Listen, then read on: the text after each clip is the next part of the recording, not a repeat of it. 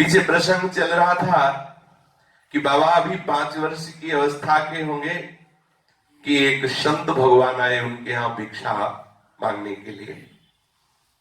प्रायः जिन जिन हम महापुरुषों के चरित्र पढ़ते हैं देखा गया कि उनके घरों में संत महात्माओं का आगमन, क्योंकि जहां भगवत प्रेमी महात्मा जाते रहते हैं वहां निश्चित है कि उनके परिवार में कोई ना कोई भगवत प्रेमी बनेगा, निश्चित बनेगा, क्योंकि वो परमाणु उनको रंगेंगे अपने रंग में। उसी समय एक साधु द्वार पर आया।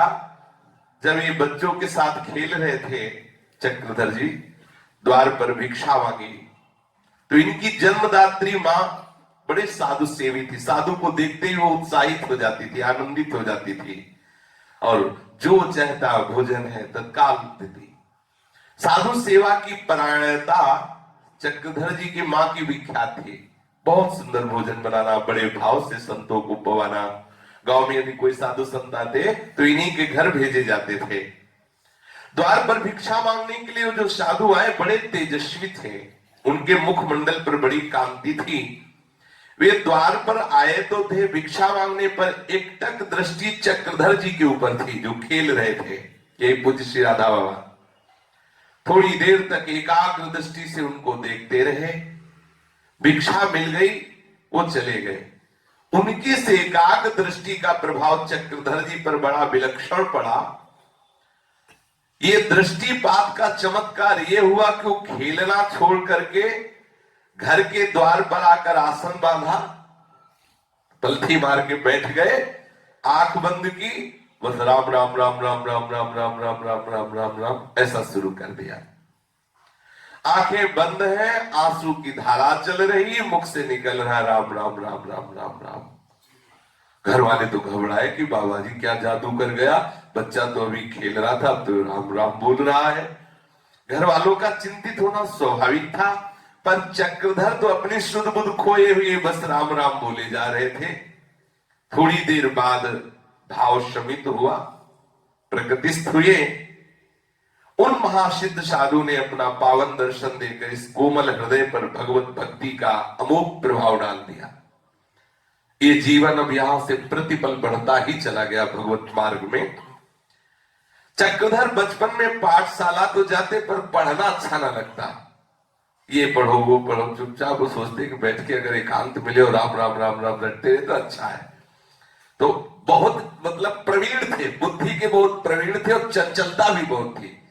संतों में अलग अलग देखा गया, जैसे पूज्यपाद सिउड़िया बाबा जी जन्म से ही गंभीर, जहां मां छोड़ देती जैसे छोड़ देती वैसे ही मिलते, उठा लिया दूध पिला दिया पढ़ा दिया वैसे ही पढ़े, सोच हो रहे वैसे सोच, वैसे मतलब शुरू से अवधूत, बिल्कुल शांत गंभीर, उड़िया बाबा की जीवन। और ये महाराज चंचलता की मूर्ति और बहुत प्रवीण। विचार किया कि यार पढ़ाई से कैसे बचा जा सकता है। सोचा कि भूत का स्वांग कर लेते हैं कि भूत आता है तो हम कह देंगे कि अब स्कूल नहीं जाएंगे, देखो स्कूल जाने से भूत आता है तो बच जाएंगे पढ़ाई लिखाई से। बस उनको यही बात समझ में आई कि भूत का नाटक करने से बचा जा सकता है। एक बार गांव में किसी व्यक्ति को भूत आया था तो चक्रधर जी ने देखा था कि वो कैसे करता है, ऐसे कर लो ऐसे वालो भूत, तो बस उनको लगा कि ये बहुत बढ़िया बात है। अब जब पाठशाला में प्रतिदिन प्रार्थना होती है, प्रत्येक स्कूल में प्रार्थना होती है, तो चक्रधर जी ने सोचा यही अवसर है सबको अपनी तरफ खींचने का। बस उसी समय उन्होंने शुरू कर दिया बनावटी भूत वाला, ऐसे करके, और बच्चे ही थे। अरे ये हुआ कि देखो कुछ हो गया, उनको गोद में उठाया घर ले गए। अब माँ ने कहा कि क्या हो गया, बोले उनको भूत आ गया, देखो भूत आ गया। अब वो खूब मतलब बड़े विनोदी स्वभाव के। अब माँ ने कहा कि अरे भाई हमारे लड़के को तो पाठशाला जाने पे भूत आता है, अब हम अपने लड़के को पाठशाला नहीं जाने देंगे। तो चक्रधर जी को लगा कि मेरी युक्ति काम कर गई। पाठशाला में जरूर कोई ना कोई भूत है, रास्ते में लगता है मेरा सीधा साधा बच्चा स्कूल जाने पर इसे वो पति से लड़ गई माता की। माताओं में बहुत प्रेम दुलार होता है। और कहा कि और राधा बाबा की खास बात ये थी कि 9 वर्ष तक उन्होंने अपनी माता के दूध को पिया। जब स्कूल जाते तो स्कूल से आके बस्ता पटक देते, पहले माता के स्तनों में लेते दूध पीते। 9 वर्ष तक माता थप्पड़ भी मारती कि इतना सयाला हो गया, पर शायद इसलिए कि अब हमारे जन्म का आखिरी हिसाब है, अब हमें किसी माँ का दूध नहीं पीला है, तो आखिरी माँ है। इस 9 वर्ष का कब अभी सयाना बालक होता है, दौड़ के आते हैं, इसे बस्ता भेज देते और माँ के स्तनों में अमृत में दुग्ध पान करते। माँ बहुत प्यार करती चक्रधर जी को। कह दिया कि हमारा बच्चा अब स्कूल नहीं जाएगा, वहां भूत लगता है। देखो और बाबा ने पूरा वैसे ही फेल वेल निकाल के पूरा वैसे कि हाँ भूत आ गया। चक्रधर जी के मन में रामलीला देखने का बड़ा चाव रहता। गांवों में रामलीला होती है। आश्विन मास के शुक्ल पक्ष में विजयादशमी का पर्व आया करता है। इस अवसर पर गांव के बाहर श्री रामलीला हुआ करती थी। बाल आग्रह को देखकर इनके बड़े भाई थे चक्रधर जी के श्री तारादत्त जी, चक्रधर जी को रामलीला दिखाने के लिए ले जाया करते। देखते देखते बालक चक्रधर पर कभी कभी वो ऐसा भाव आता कि सो जाते।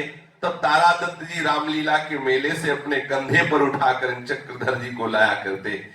एक बार चक्रधर घर की महिलाओं और अपनी माताजी के साथ रामलीला देखने गए। लीला देखकर वो लौट रहे थे। मेले की ओर जाने वाले रास्ते की दोनों तरफ मिठाई, फल, खिलौने और अन्य उपयोगी चीजों की दुकानें लगी थी। एक व्यक्ति रास्ते के किनारे जमीन पर कपड़ा फैलाकर उस कपड़े पर कापी, किताब, रबड़, पेंसिल ये बेच रहा था। चक्रधर जी को लगा कि अगर एक रबड़ और पेंसिल मिल जाती तो बढ़िया था।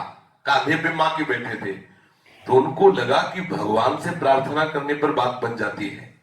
अभी छोटी अवस्था ही है, प्रार्थना करते, हे भगवान मेरी प्रार्थना सुन लो, ये मेरी माँ मुझे रबड़ और पेंसिल खरीद के दे दे। भगवान से कांधे पे बैठे माँ की प्रार्थना कर रहे हैं।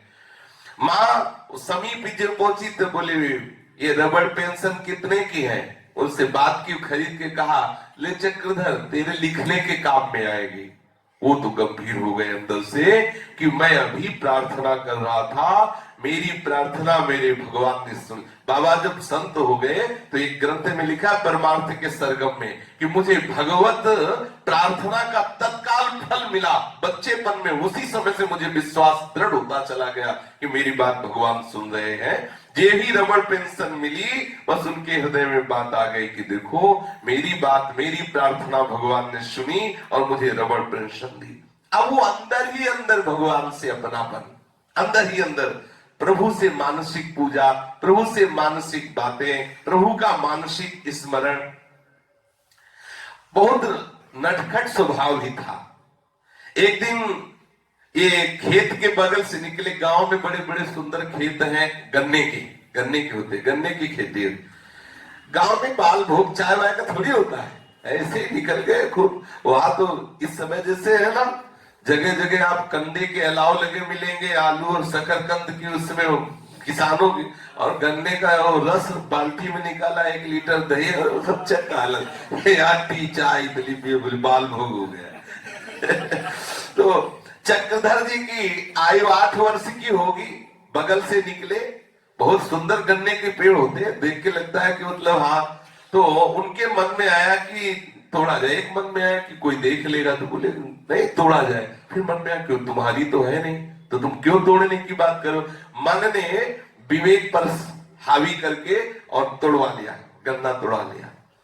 अब चक्रधर जी उस गन्ने को तो चूस रहे, लेकिन हृदय जल रहा है, मैंने क्यों तोड़ा, ये दूसरे का खेत है, मैंने क्यों लिया, ऐसा मुझे नहीं करना चाहिए। जब मेरी वस्तु नहीं है तो नहीं लेना चाहिए। अगर उस खेत वाले से मैं पूछ लेता तो था, लेकिन मन ने विवेक पर ऐसा बल लगाया कि विवेक काम नहीं किया और गन्ना बहुत अंदर ही अंदर। छोटे बच्चे हैं, देखो ये संत स्वभाव है। अगर शास्त्र विरुद्ध आचरण हो जाए, आपके हृदय में जलन न हो, तो जान लेना आपका अंतःकरण बहुत अपवित्र है। नहीं, जरा भी शास्त्र विरुद्ध आचरण होगा तो आपको जलन होगी, इतनी जलन होगी कि असहनशीलता आ जाएगी। नहीं, अब मैं नहीं, मैं सबको बता दूं कि मैंने गलती की, जान लेना अंतःकरण बहुत पवित्र है। जब ऐसा होने लगे मैं चीख चीख के सब, ऐसा पवित्र अंतःकरण वाले से जरा भी अपराध बनता तो जलता है, वो सबको चीख चीख के बताता है कि मेरे से ऐसी गलती हो गई। अब दूसरे दिन फिर एक चने के खेत से निकले। जब हरे हरे पेड़ों में जो चने लगे होते हैं ना, बड़ा स्वाद आता है चबाने में, वो गांव में खेत।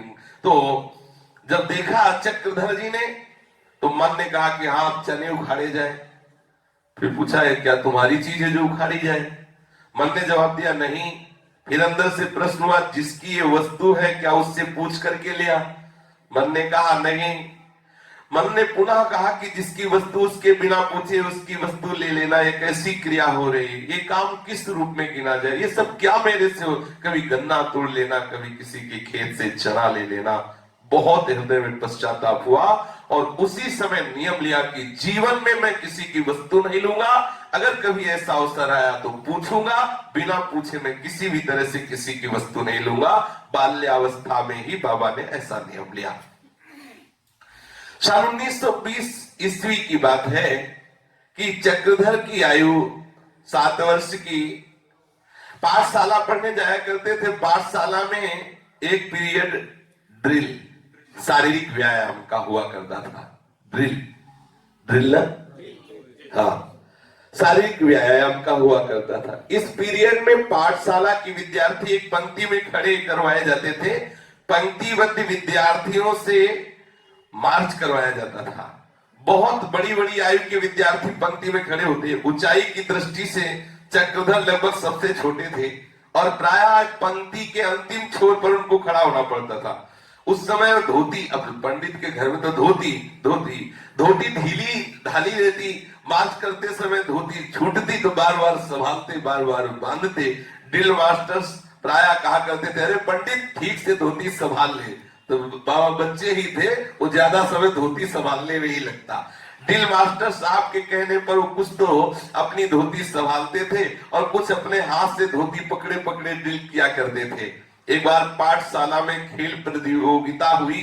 ऊंची कूद, लंबी कूद, दौड़, ये आदि लॉन्ग जंप और हाई जंप ऐसा अनेक प्रतियोगिताओं में चक्रधर ने अपना नाम लिखवाया, परंतु प्रत्येक बार हार गए क्योंकि छोटे थे और सब बड़े बड़े विद्यार्थी थे, बड़ी आयु के विद्यार्थी थे, जिनकी शरीर की ऊंचाई और शरीर की शक्ति थी चक्रधर से बहुत अधिक। वो विद्यार्थी में सफल हुए और उन विद्यार्थियों को मेडल मिला, तमगा नीले फीते में वैसे लगा। अब ये छोटे बालक थे, इनके मन में आई कि अगर हमारे भी तमगा लगता तो अच्छा है। अब हमारे शरीर तो है नहीं कि हम उतनी दौड़ भाग कर सके। हम भगवान से प्रार्थना करते हैं। ये देखो संतों के जीवन में शुरू से होता है, हम भगवान से प्रार्थना करते हैं। भगवान चाहे तो क्या नहीं कर सकते? क्या एक तमगा भगवान हमको नहीं दिला सकते? और वैसे महापुरुष बने कि पूरा विश्व इनके चरणों में झुका। ये तमगा तभी मिल सकता है जब प्रतियोगिता में सफल हो, लेकिन मैं प्रतियोगिता में तो सफल हो नहीं सकता। बाल्यावस्था से ही चक्रधर की भगवान शंकर में बड़ी आस्था थी और गांवों में दसियों मंदिर होते हैं। 2-4 घरों के बीच में छोटा शंकर जी का मंदिर ऐसे गांव में, एक कुआं एक मंदिर ऐसे होता है। खास करके जो ब्राह्मण आदि है उनके तो वो मोहल्ले में होते ही हैं ऐसे। और बाबा के तो घर के सामने ही शिव मंदिर था और निजी घर का शिव मंदिर था। ये भगवान शंकर की प्रार्थना की कि आप आशुतोष हैं, आप कृपा करें मुझे तमगा मिले। बच्चे ही थे, ऐसी भावना की। भगवान शिव मेरी विनती सुने, मेरी मनोकामना पूर्ण करे। तो विनती करते करते उनके मन में एक आवाज उठी, तुम गीत सुनाओ, तुम गीत सुनाओ। ऐसा चक्रधर को भगवान शिव की मानो प्रेरणा हुई हो। उन्हें ये बात जच गई कि अंदर से भगवान शिव कहे तुम गीत सुनाओ। वो अपनी बड़ी भाभी जी के पास गए और कहने लगे, भाभी भाभी तुम मुझे गीत सिखा दो। भाभी जी ने कहा, गीत तो स्त्रियां गाती हैं, तुझे गीत से क्या मिलेगा, तू गीत सीख कर क्या करेगा। उन्होंने कहा, ये सब बातें तुम मत पूछो, केवल मुझे एक गीत सिखा दो। चक्रधर के आग्रह को देखकर उनकी बड़ी भाभी ने उस स्त्री धर्म शिक्षा पत्रिका में 2 गीत उनको याद करा दिए। भाभी जी स्त्री धर्म शिक्षा नामक पत्रिका मंगवाया करती थी। भाभी जी ने पत्रिका को अंक दे दिया जिसमें 2 गीत थे। उसने इन दोनों गीतों को कंठस्थ कर लिया चक्रधर जी ने। अगले दिन पाठशाला में विद्यार्थियों की सभा होने वाली थी। इसी सभा में प्रतियोगिता में सफल विद्यार्थियों को पारितोषिक मिलने वाला था। चक्रधर ने सोचा कि अब ऊंचाई और दौड़ कूद ये सब हो गया, अब अंदर से भगवान शिव की प्रेरणा हुई कि गीत गाओ, तो इस प्रतियोगिता में गीत गाऊंगा तो उससे मुझे तमगा मिल जाएगा। उस विद्यार्थियों की सभा होगी तो उसमें गीत सुनाऊंगा। वो बहुत पीछे बैठे, उनके मन में गीत सुनाने की भावना बार बार उठ रही थी, पर वो अपनी भावनाओं को व्यक्त करने का साहस नहीं कर पा रहे थे। पाठशाला के प्रधानाचार्य श्री विद्यानंद सिंह जी सभा का संचालन कर रहे थे। वे सेना विभाग से आए हुए व्यक्ति थे। सभा के सामने टेबल पर अंग्रेज सम्राट जॉर्ज पंचम का एक बड़ा चित्र रखा हुआ था। चक्रधर ने खड़े होकर और बड़ा साहस बटोरकर धीरे से कहा कि महाशय, मैं एक गीत सुनाना चाहता हूं, सुना सकता हूं? पीछे से सभा के एकदम आगे बिना किसी के कहे ऐसे अपनी प्रार्थना की, क्योंकि तमगा लेने की बात थी मन में। प्रधानाचार्य और सभा के एकदम सदस्य सब चक्रधर जी की तरफ देखने लगे। प्रधानाचार्य जी और चक्रधर के बीच में काफी दूरी थी। चक्रधर ने जितने धीरे से कहा था उसे देखते हुए उनकी मंद आवाज प्रधानाचार्य तक पहुंचना असंभव था, पर सच्ची बात थी कि भगवान ही उन्हें बल दे। अब बच्चे हैं और अपनी बात रखना चाहते हैं। धरातल में जो भी प्रकृति के होता है वो भागवतिक होता है। धीरे से आवाज बोला, लेकिन पूरी सभा आकर्षित हो गई। प्रधानाचार्य ने सुना, पूछा तुम गीत गाना चाहते हो? चक्रधर ने हाथ जोड़कर कहा जी हाँ, हम गाना चाहते हैं। प्रधानाचार्य ने कहा आगे आ जाओ। चक्रधर जी को आगे बुलाया। जे ही चक्रधर जी आगे आए तभी उन्होंने उसे उठाकर उसे टेबल पर खड़ा कर दिया। प्रधानाचार्य जी ने चक्रधर जी को, जिस पर सम्राट जॉर्ज का जो पंचम का था उसका चित्र था, वहां चक्रधर एक छोटी कद के विद्यार्थी थे। सभा को अच्छी तरह दिखाई दे इसलिए टेबल पे खड़े कर दिया। खड़ा किया। टेबल पर खड़े चक्रधर जी से कहा कि हाँ सुनाओ।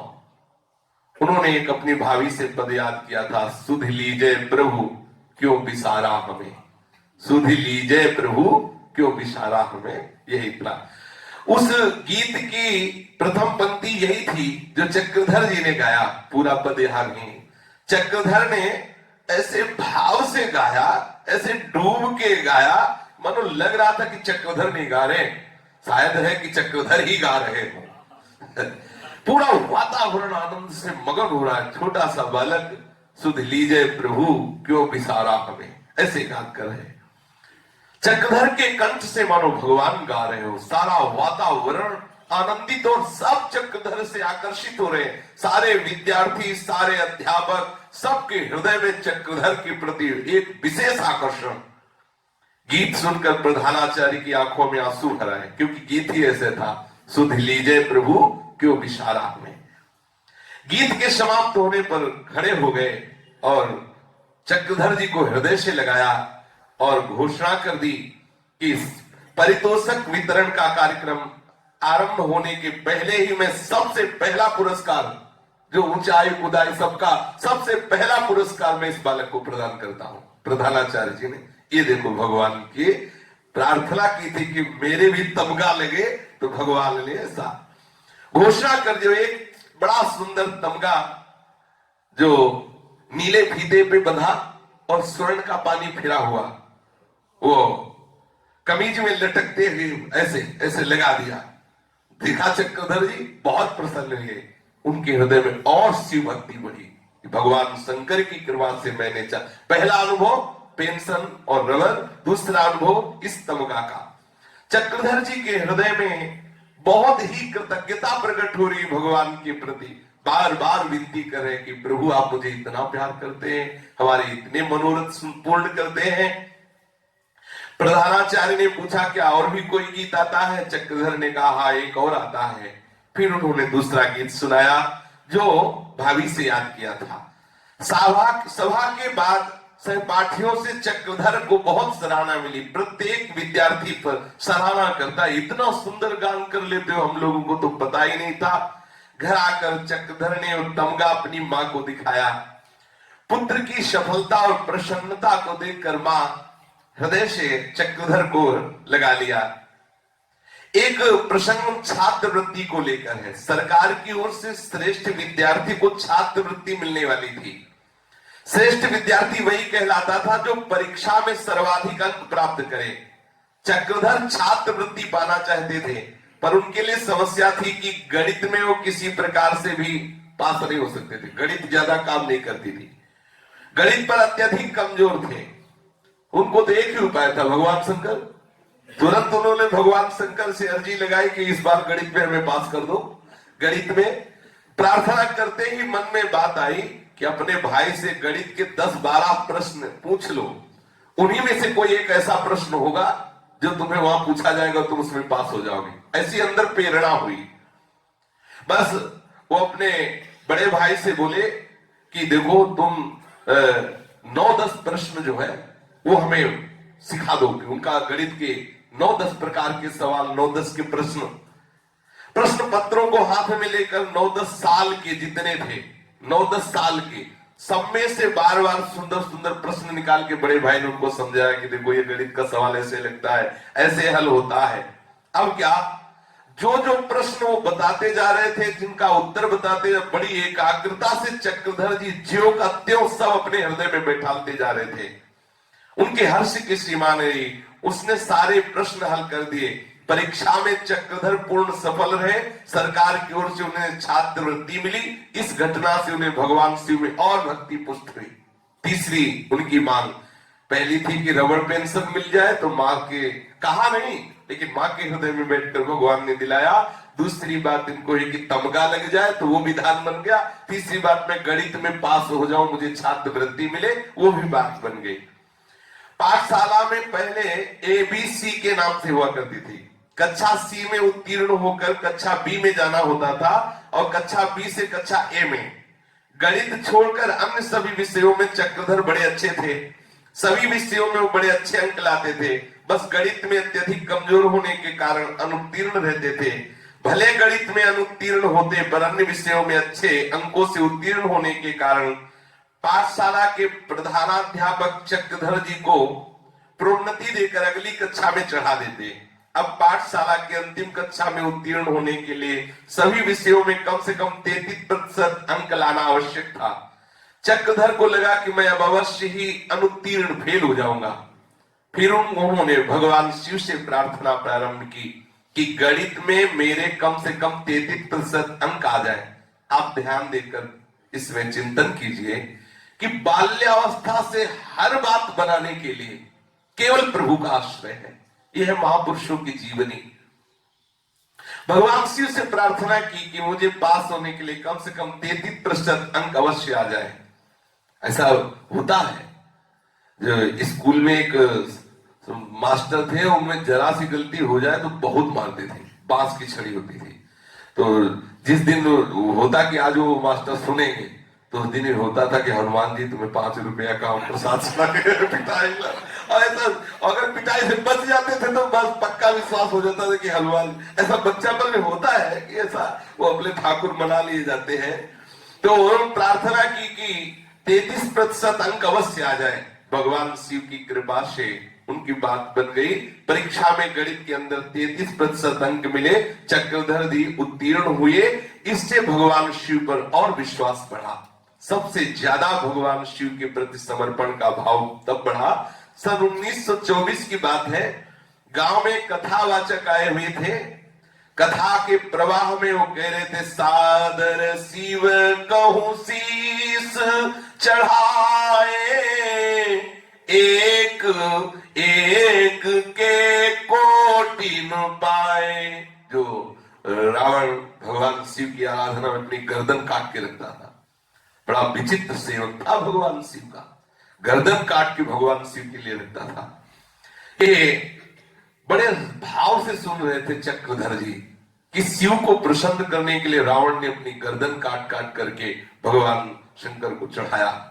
शिव उपासना की बात सुनकर जम गई कि भगवान को प्रसन्न करने के लिए बहुत सुंदर उपाय है, कितनी विचित्र मति है। शिव अर्चना की बड़ी प्रेरणा मिली और उन्होंने विचार किया कि रावण तो अपनी गर्दन काटकर भगवान शिव के ऊपर चढ़ा दिया, पर मेरे में तो इतनी सामर्थ्य नहीं कि मैं गर्दन काट के चढ़ा पाऊं। अगर काटू भी तो चढ़ा नहीं पाऊंगा, क्योंकि गर्दन काट के अपनी चढ़ाना कोई वो आम थोड़ी तोड़ के चढ़ाना है। चाकू रखते ही बेहोश हो जाओगे। वो तो रावण भगवत पार्षद है, कोई साधारण थोड़ी है। जय विजय ही तो है। यहाँ अगर कहा भी जाए कि गर्दन काट के सिर में चढ़ा दी जाए तो चढ़ाने वाला दूसरा ही हो तो भले चढ़ जाए, तो यहाँ चाकू रखते ही काम हो जाएगा, अपने आप लुढ़क जाओगे। बोले तो ये बात बनेगी नहीं। चक्रधर अर्थात राधा बाबा ने विचार किया कि मस्तक चढ़ाने वाली बात तो हम कर नहीं सकते, लेकिन खून तो चढ़ा सकते हैं। भगवान शंकर में खून तो चढ़ा सकते हैं। खून चढ़ाने वाली बात उनको जम गई। सोचने लगे कि प्रतिदिन एक बूंद खून रोज शंकर भगवान को चढ़ाऊंगा। घर के ही आंगन में एक शिवलिंग प्रतिष्ठित था। इस शिवलिंग पर रक्त बिंदु चढ़ाने के लिए चक्रधर अपने गांव के एक राजा साहब थे, उनके घर में गए और उनके यहां मांगा कि हमें वो पेंसिल बनानी। पेंसिल होती था ना, उसको ऐसे छीलने के लिए ब्लेड की जरूरत होती, एक ब्लेड दे दो। ऐसे तो ब्लेड कोई देता, बहुत प्रवीण बुद्धि के थे। वहां से ब्लेड मांग के लाए और रोज अपनी अंगुली को ऐसे चीरते और भगवान शंकर के ऊपर, देखो ये देखो समर्पण का भाव है। भगवान शंकर को खून खच्चर थोड़ी चाहिए, वो तो एक चुल्लू जल में प्रसन्न। ऐसा भी देवता भी कोई नहीं त्रिभुवन में, कोई भी जो ना पाता हो वो शंकर जी को चढ़ा दो, उतने प्रसन्न हो गए। धतूर का फल कोई पाता है? आज तक कोई देवता नहीं हुआ जो धतूर का फल खाए। अकौड़ा का फूल किसी में चढ़ता? किसी में। आख का फूल, धतूर का फल, ऐसे ही वहां चिता की राख, बड़े विचित्र देवता है। नया ब्लड रोज अंगुली से ऐसे काट के एक बूंद डालते भगवान शंकर के ऊपर। दूसरे दिन नियम के अनुसार चक्रधर के बड़े भाई रोज भगवान शिव को, घर के ही ठाकुर थे, घर में ही मंदिर था, तो देखा कि खून का धब्बा लगा हुआ है। फिर खूब रगड़ करके धोया, सोचा कैसे ये खून आ गया। रक्त बिंदु का निश्चय होते ही उनके मन में बड़ी खिन्नता आई कि खून कैसे आ गया और हमारे घर का मंदिर है, यहां मतलब कैसा। उनका मन अनेक प्रकार के अशुभ भावों से भर गया। इस रक्त बिंदु को वे अशुभ का सूचक मानने लगे। एक तो ब्राह्मण परिवार, दूसरी वैष्णव निष्ठा, तीसरी पुरोहिती वृत्ति अर्थात पूरे शास्त्र संयम से चलने वाला परिवार, परम सात्विक। फिर ये असात्विकता कि घर में शंकर जी के ऊपर खून की बूंदे, बड़ा भय वाला। ये किसकी करतूत हो सकती है? कौन ऐसा है जो भगवान शिव के मस्तक पर ही खून चढ़ा रहा है? बड़े भाई ने उस लाल खून के धब्बे को अच्छे से धोया, भगवान शिव से प्रार्थना की कि पता नहीं क्या गलती हो रही है, ऐसा क्यों हो रहा है। अगले दिन फिर चक्रधर जी ने चुपचाप भगवान शिव के मस्तक पर अंगुली काटकर ऐसे खून चढ़ाया। अब तो शिव भक्त रावण के को आदर्श मानकर इनकी उपासना शुरू थी। अब बोले निश्चय अनुसार कार्य करो। बड़े प्रसन्न होते कि हमको भी भगवान शंकर मिलेंगे और प्रसन्न होंगे, क्योंकि रावण ने गर्दन चढ़ाई थी तो भगवान प्रसन्न हुए थे। अगले दिन फिर उनके बड़े भाई गए तो देखा फिर कई बूंदें खून की पड़ी हुई। बहुत हृदय में उनको दुख हुआ। अब उनका हृदय में लगता कि आखिरकार हो क्या रहा है, ये कैसे, कौन सी घटना घट रही है। बड़े भाई बड़े दुखित मन से उस रक्त बिंदु को पुनः स्वच्छ किया, भगवान शिव से फिर क्षमा याचना की। तीसरे दिन भी यही बात। अब बड़े भाई को इतना दुख हुआ कि वो झुलाए शुद्ध वाणी में घर के लोगों के सामने खिन्नता प्रकट करते हुए कहने लगे कि कोई बड़ा अनिष्ट होने वाला है। रोज भगवान शंकर पर खून की बूंदे, हम लोग सब वैष्णव हैं, ये कैसी अपवित्रता, भगवान शिव के ऊपर खून की बूंदे कहां से आती हैं। बड़े भाई किसी काम से राजा साहब के घर गए और वहां भी चर्चा करने लगे, पता नहीं क्या अनिष्ट होने वाला है कि हमारे घर के ठाकुर जो शंकर जी, उनके ऊपर रोज खून की बूंदें मिलती है। वहां पर एक बैठा हुआ व्यक्ति था, उसने कहा चक्रधर एक नया ब्लेड यहां से ले गए थे पेंसिल बनाने के लिए, जानकारी करो कहीं ऐसा। ब्लेड देने की बात आते ही बड़े भाई ने कहा आज से 3-4 दिन पहले ही ये खून की बूंदे शुरू, बोले उसी दिन तो ले गया था ब्लेड चक्रधर के लिए। अब बात पकड़ में आ गई। घर आकर बड़े भाई ने चक्रधर से पूछा, तुम राजा साहब के घर से ब्लेड ले आए थे क्या? उनके द्वारा हाँ कहे जाने पर बड़े भाई उनकी अंगुलियों को देखने लगे तो सब अंगुलियां चिरी हुई थी, ऐसे चीर। आप सोचो निष्ठा, इसमें निष्ठा की बात है ना। बच्चे हैं अभी, लेकिन कितनी भागवतिक ने, मुझे भगवान के दर्शन हो, कैसे बोले ऐसे हो सकते हैं। बड़े भाई का अनुमान सही निकला, फटकारते हुए धमकाने लगे चक्रधर को। बालक तो थे ही, डांट फटकार से बहुत भयभीत हुए। बड़े भाई तीव्र स्वर में डांट रहे हैं, वहां मां गई। अरे माँ ने कहा क्यों डांटते हो, बच्चा है, खिलवाड़ में ऐसा कर दिया। बड़े भाई माता को बहुत मानते थे। माँ के ऐसा कहते ही वो फिर चक्रधर की पिटाई नहीं की, डांटने की, चुप हो गए। चक्रधर के मन में तो शिव भक्ति बहुत उमड़ रही थी। उनके मन में खिन्नता हुई कि हमारा अनुष्ठान पूरा नहीं हुआ। अगर रोज खून चढ़ाते रहते तो भगवान शिव के दर्शन हो जाते। अब क्या करें, बात खुल गई, खून तो चढ़ा नहीं सकते। अब भगवान शिव के मस्तक पर रक्त बिंदु तो चढ़ाया नहीं जा सकता, मेरी आराधना खंडित हो गई। चक्रधर ने सुन रखा था कि भगवान शिव को इस स्मशान भूमि की चिता की राख बड़ी, चिता भस्माले पो गरल मसनम दिग्पटधरो। फिर क्या, अब चिता की भस्म चढ़ाई जाए। अब सबसे बड़ी समस्या है कि चिता की भस्म कहां मिले। तो चक्रधर इसी चिंता में घूम रहे थे तो एक दिन देखा कुछ लोग गांव के जा रहे थे, राम नाम सत्य है, राम नाम सत्य है। पूछा कहां जा रहे हैं, बोले मुर्दा है वहां फूका जाएगा पक्का। पीछे चुपचाप जा रहे हैं कि जहां फूका जाएगा वह चिता तो उसकी राख तो मिलेगी, बस चिता की राख शिव जी को अर्पित करके उनको प्रसन्न कर लूंगा। पीछे पीछे चुपचाप चक्रधर जी गए और जहां शव जलाया जाता है वहां का स्थान देखे आए, यहाँ शव जलाया जाता है। और भागते हुए घर आ गए जिससे कोई ये न जान पाए कि ये कहां गए थे। अब सोचो, महापुरुष की जीवनी में देखो, एक बालक है, चेष्टा क्या है।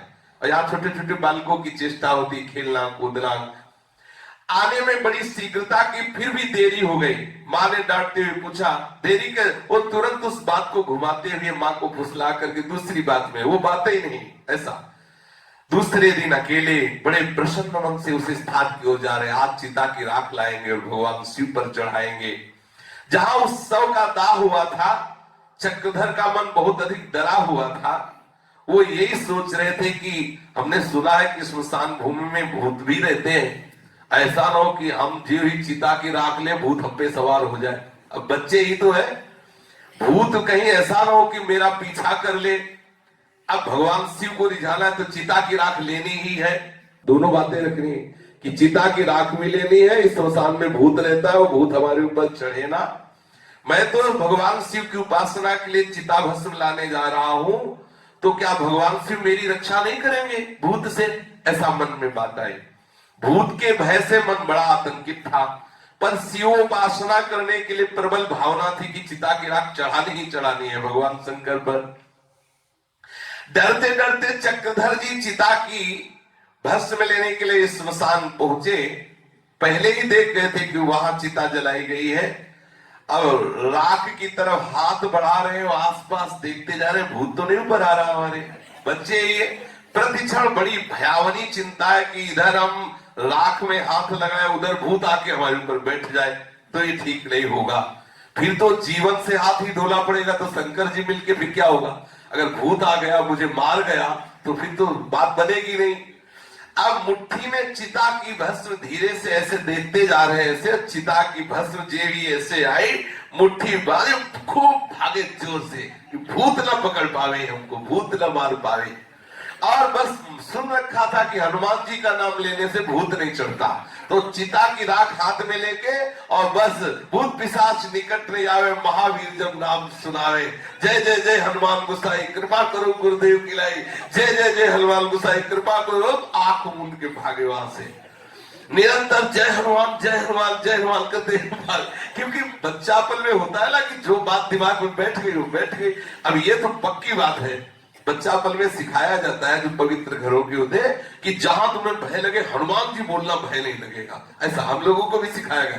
कोई भी हो, हनुमान चालीसा तो हमें लगता है प्राय सबको याद होगी, क्योंकि ऐसा होता है कुछ न पाठ करता तो हनुमान चालीसा तो बोलेगा ही बोलेगा। ऐसा तो पूज्य राधा बाबा बस जय हनुमान जय हनुमान जय हनुमान, और भूत पिशाच निकट नहीं आवे, महावीर जब नाम सुनावे, और जय हनुमान जय जय हनुमान ऐसे चिल्लाते हुए भागे। और हाथ में चिता की भस्म है, भरपूर शक्ति लगा के भाग रहे। भागते समय चक्रधर जी पीछे की ओर अब दोबारा नहीं देखा कि अगर कहीं भूत पीछा कर रहा होगा तो अब तो भाग ही नहीं पाएंगे, और अगर भूत पीछा कर रहा होगा तो घबरा जाएंगे, इसलिए हमें देखने नहीं भागना है। बस भागते भागते वो अपने गांव पर आए, तब उनकी जान में जान आई।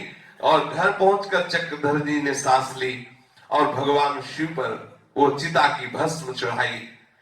बड़े भाई जब दूसरे दिन अभिषेक करने गए तो देखा शिवलिंग पर राख चढ़ी हुई है और बड़ी अजीब, चिता की राख एकदम श्वेत होती है। उन्होंने तुरंत अनुमान लगा लिया कि पहले खून की बूंदें चढ़ाता था, यही राख चढ़ाया होगा। चक्रधर जी से पूछताछ की और डांटा कि तुमने भगवान शिव पर राख चढ़ाई। तो चक्रधर जी रोने लगे, कुछ बोले नहीं, क्योंकि पता था हाँ बोलेंगे तो फिर पिटेंगे, तो इसलिए रोना ही एक उपाय होता है जिससे बचा जा सके। ऐसा भगवान श्री कृष्ण भी करते थे। जब मैया पूछती तुमने ऐसा किया और जहां छड़ी उठाई तो जहां रोना शुरू तो छड़ी फेंक दिया, हृदय से लगा लिया। रोना एक बहुत बढ़िया उपाय है, सब जगह से, संसार से भी बचने के लिए एक रोना उपाय है। कबीरा हंसना दूर कर रोने से कर प्रीति, बिन रोए किन पाया प्रेम प्यारा मीत। बहुत बढ़िया रोना है। अगर प्रभु के लिए रोए तो वो भी ऐसा ही करते हैं, वो सब दंड देना छोड़ देते हैं और हृदय से लगा लेते हैं। अब रोते रोते उन्होंने चिल्लाकर मां से कहा, मां घर में जो गड़बड़ी होती है सब मैं ही करता हूं क्या? देखो भैया डांट रहा है हमें, ऐसा।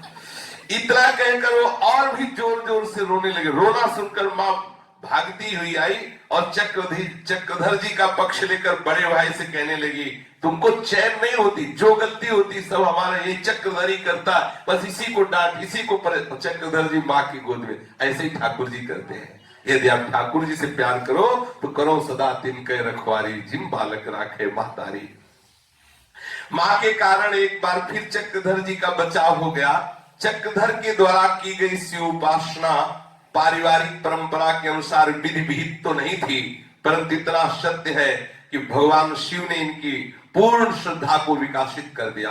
अब इनके हृदय में निरंतर भगवत स्मरण चलने लगा। भगवान शिव की अर्चना के प्रताप से इनके हृदय में विशेष विवेक, विशेष बल, बुद्धि के अधिष्ठात्र देवता भगवान शिव है।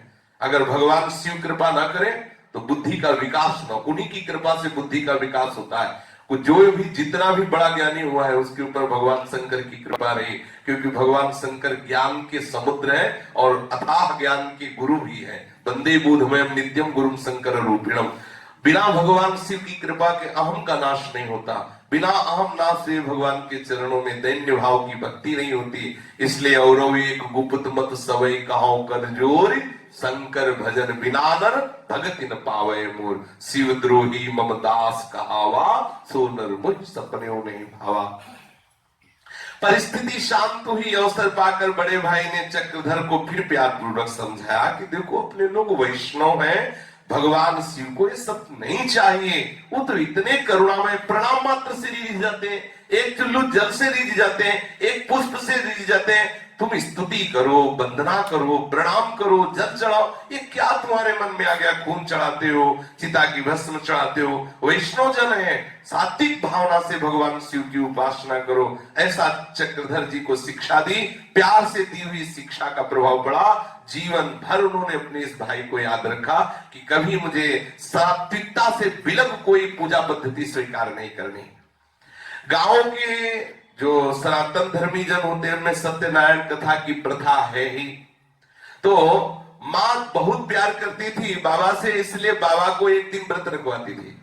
वैसे तो सत्यनारायण की कथा स्वयं सुनती और व्रत रखती। कभी कभी बाबा को कहती आज पूर्णिमा है, तुझे व्रत रखना है, तुझे ही कथा सुननी है। तो पूरे बाबा बड़े उत्साहित रहते व्रत रखने में। पूर्णिमा का व्रत रहते, पूरे परिवार में खूब उत्साहित होकर के सत्यनारायण भगवान की कथा की जाती। चक्रधर पूर्णिमा को व्रत रखते, सारे दिन उपवास करते। यदि बिना जल पिए काम चल जाता तो ऐसे रह लेते। अगर कहीं विकलता होती तो एक बार मीठा जल अर्थात शरबत पी लेते, बच्चापन में ही। संध्या के समय कथा होती, भगवान श्री शालिग्राम जी का विधि पूर्वक पूजन होता, नैवेद्य के रूप में पंचामृत फल आदि श्री ठाकुर जी को अर्पित किया जाता और उनके आराध्य देव थे सीताराम जी, इसलिए भगवान सीताराम जी की आरती होती। उपवास करने के कारण चक्रधर को अर्चना पूजा सब आगे बैठ के करनी होती। उस समय श्री शालिग्राम शिला चक्रधर के लिए शिला नहीं, वो भाव से देखते तो उसमें साक्षात प्रभु दिखाई देते। बाल्यावस्था से ही ऐसी उनको अनुभूति होती। आरती करते समय उनके दिव्य भावों से आपूरित उनका मुखारबिंद दिखाई देता। पूजा के बाद चक्रधर के उपवास का विसर्जन होता। पूर्णिमा का व्रत तथा भगवत अर्चन उस समय छोटी अवस्था से ही मां ने इनके संस्कार डाल दिए।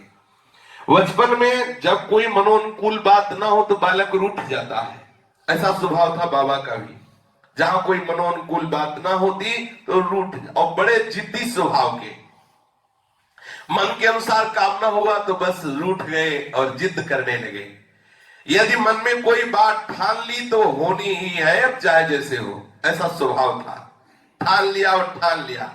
जब चक्रधर लगभग 12 वर्ष के थे तब अपने घर पर किसी बात पर रूठ गए। मनाने के अनेक प्रयत्न हुए, सब विफल हुए। रोज में भोजन भी नहीं किया। भोजन न करने के कारण मां को बड़ा दुख हुआ। उन्होंने भी, मां ने मनाया पर चक्रधर न माने। परिवार के आस पड़ोस के लोग सब आए, मनुहार कर रहे हैं पर वो नहीं मान रहे। रूठने के कारण पूरे घर का वातावरण क्लेशपूर्ण हो गया। ये नहीं कहा जा सकता कि किसकी कौन सी बात कब दिल को छू जाए, दिल दिमाग पर कब असर कर जाए। चक्रधर के जो बड़े भाई देवदत्त जी थे, बड़े भजन करने वाले थे, त्रिकाल संध्या करते थे, बड़े गंभीर शास्त्रवेत्ता और भगवत स्मरण करने वाले थे। उनके चेहरे से भागवतिकता, ब्रह्मणत्व टपकता था। कमरे के बाहर आकर बड़ी प्यार से चक्रधर को ऐसे हृदय से लगाया और एकांत में ले गए। कहा, भैया चक्रधर, तुम एक बात मेरी मानोगे? चक्रधर ने कहा, कहिए। कहिए तो आप, मैं क्यों नहीं मानूंगा। बड़े भाई ने कहा, तुम एक बात हमारी मान लो, आज से कभी तुम रूठना नहीं, ये रूठने की आदत छोड़ दो। अगर तुम आज से रूठोगे नहीं तो जीवन में तुम देखना कि तुम्हारा कैसा मंगल होता है। तुम एक बात केवल मान लो, कभी रूठना नहीं। न जाने इस प्यार भरी, दुलार भरी शिक्षा का क्या प्रभाव पड़ा। उस दिन से चक्रधर रूठना ही बंद कर दी। किसी भी बात में नहीं रूठे, रूठना ही छोड़ दिया। बाबा कभी कभी वृद्धावस्था में अपनी इस घटना को सुनाते थे कि भाई, रूठने से कोई लाभ नहीं। मेरे बड़े भ्राता ने मुझे शिक्षा दी थी, जीवन में मैंने उन शिक्षा को देखा, जीवन में कभी मुझे अशांति नहीं हुई। हर परिस्थिति में ध्यान रखता। मेरे बड़े भाई ने कहा है, मुझे रूठना नहीं, जैसी भी परिस्थिति उसमें राजी रहना है। बड़े भाई का इतना प्रभाव पड़ा कि आज तक उन्हीं के प्रभाव से मैं रूठा नहीं। बाबा वृद्धावस्था में भी ऐसा कहते हैं, जब मन के अनुसार कार्य नहीं होता और हम ना रूठें, तभी पता चलेगा कि तुम कितने आस्तिक हो। अगर तुम्हारे मन के अनुसार काम नहीं हो रहा और तुम रूठ रहे हो तो तुम्हारी आस्तिकता में कमी है। उद्वेग रहित होना, चिंता रहित होना, यही सच्ची श्रद्धा, विश्वास, आस्तिकता का स्वरूप है, कसौटी है। सच्चे आस्तिक में ना तो उद्वेग होता है, ना कभी चिंता रहती है। सच्चे आस्तिक का सहज विश्वास होता है कि मंगल में प्रभु वही करेंगे जिससे परम मंगल होगा, तो हम रूठें क्यों। जिस विद्यालय में चक्रधारी जी पढ़ते थे, उनके हेडमास्टर साहब का नाम था बलदेव प्रसाद जी। हेडमास्टर साहब के जीवन में कर्तव्य निष्ठा और कार्य तत्परता कूट कूट करके भरी हुई थी। उनका अनुशासन बड़ा कड़ा था। एक बार चक्रधर को किसी एक बाल सुलभ चपलता एवं चंचलता के कारण 5 वेद की सजा भुगतनी पड़ी। पर वो सजा भी हेडमास्टर साहब ने किस प्रकार दी। मां की ममता भरे हृदय से, मुख पर कठोरता तथा वाणी में शासन लिए उन्होंने वेद मंगवाया और चक्रधर से कहा, हाथ फैलाओ। चक्रधर जी ने अपनी हथेली फैला दी। बहुत हल्का स्पर्श कराते हुए हेडमास्टर ने हथेली पर 5 वेद मारे। इसके बाद धमकाते हुए बोले कि कभी धृष्टता नहीं करनी चाहिए, कभी बड़ों की आज्ञा का उल्लंघन नहीं करना चाहिए। यदि ऐसा करोगे तो हम स्कूल से नाम कटवा देंगे। वे ही हेडमास्टर एक बार छात्रावास के द्वार पर खड़े थे। वे क्यों खड़े थे पता नहीं। उसी समय चक्रधर जी उनके पास आए। उन्होंने चक्रधर से पूछा, क्या तुम मेरे साथ चल सकते हो? चक्रधर ने तुरंत कहा हाँ, और उनके साथ चल दिए। वे रूपकला संकीर्तन मंडल में गए। वहां साप्ताहिक संकीर्तन हुआ करता था। इनके पहुंचने पर जिसने कीर्तन करवाया वो बहुत जमा नहीं। हेडमास्टर साहब ने चक्रधर से पूछा, क्या तुम हरिनाम संकीर्तन करवा सकते हो यहाँ? चक्रधर ने विनम्र शब्दों में कहा, थोड़ा बहुत तो करा ही सकता हूं, क्योंकि घर में कीर्तन होता रहता था, वैष्णव परिवार था। चक्रधर से अनुकूल उत्तर पाकर हेडमास्टर साहब ने सबके समक्ष कहा कि अब मेरे विद्यालय का एक छात्र भवन नाम कीर्तन कराएगा।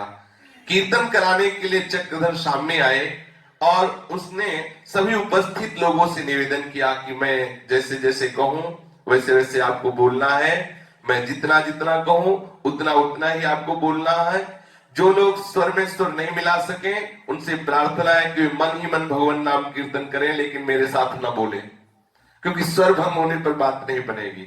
ऐसे लोग यदि मौन रहकर मन ही मन कीर्तन करेंगे तो मेरा विशेष सहयोग करेंगे और मुझे विशेष अच्छा लगेगा और बहुत सुंदर प्रभावोत्पादक कीर्तन होगा, ऐसा पूज्य चक्रधर जी ने सबसे कहा। इतना कहकर चक्रधर जी ने बड़ी मस्ती से झूमते हुए कीर्तन करवाया। रघुपति राघव राजा राम, पतित पावन सीताराम।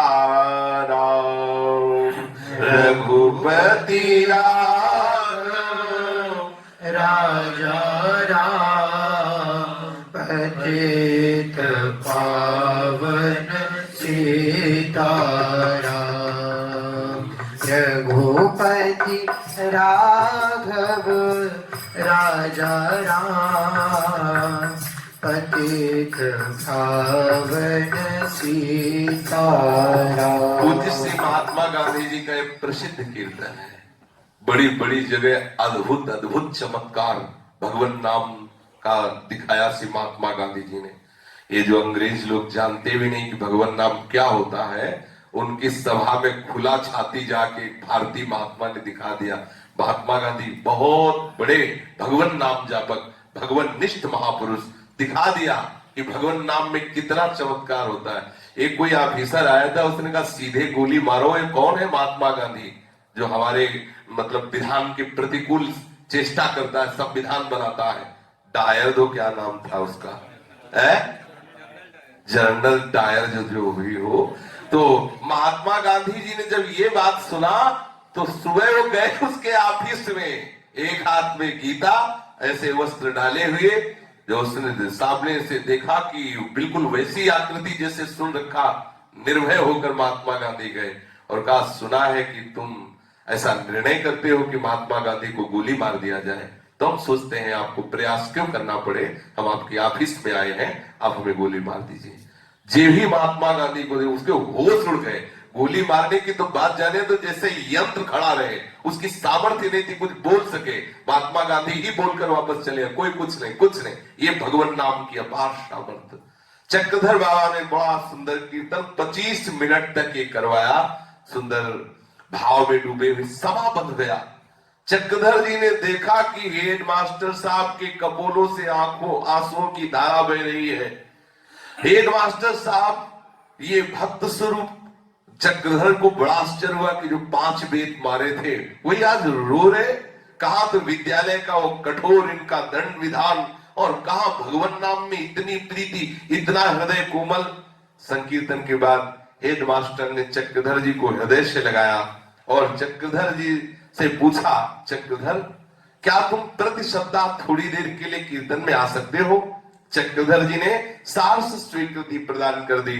फिर तो प्रति सप्ताह रूप कला संकीर्तन मंडल में हेड मास्टर साहब के साथ चक्रधर जी जाने लगे।